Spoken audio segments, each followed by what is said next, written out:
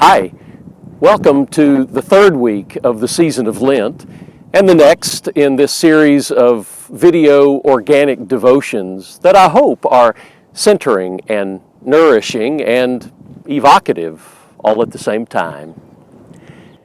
Wildernesses, I think, get a bad rap.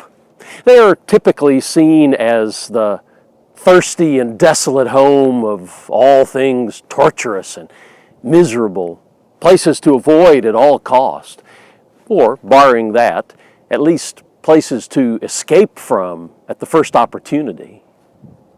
But while it's true that wildernesses can indeed be uncomfortable, and they are populated with animals that haven't been through obedience training, that doesn't mean they're bad places. They simply are, as the word implies, wild, unmanaged, untamed, not under our control, unpredictably uncivilized, and still subject to surprise. Wildernesses are places where distractions are best abandoned so that you can keep your wits about you, or perhaps more basically, a place for discovering what wits you have. And as for that disconcerting discomfort that wildernesses may have, whoever said that comfort was the highest good? Any skilled trainer will tell you that the discomfort of a few sore muscles is required for greater strength. And so it was, according to Luke in the 4th chapter, that scarcely dry from baptismal waters, Jesus, full of the Holy Spirit, returned from the Jordan and was led by the Spirit in the wilderness for 40 days, being tempted by the devil.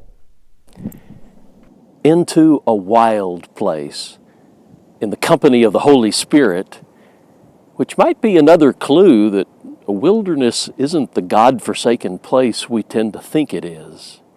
Into the wilderness for a few spiritual calisthenics. Over the next few weeks, we'll be thinking more carefully about some of those things that actually happen in the wilderness. But for now, I invite you to consider the wilderness into which you may have been thrust, considering it from a different angle of vision. Thrust perhaps there by the loss of a loved one, or the loss of a confidence, the loss of an innocence, or an ideal. Considering the possibility that this wilderness in which you find yourself may well be a place where you can discover a new sense of who you are and what you're made of, a new sense of what the world is and your place in it, a fresh discovery of the Spirit who is even now holding your hand, leading you into the creation of something new. Be still, my soul, the Lord is on thy side. Bear patiently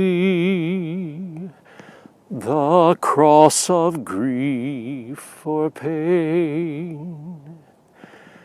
Leave to thy God to order and provide. In every change He faithful will remain. Be still, my soul, thy best, thy heavenly friend,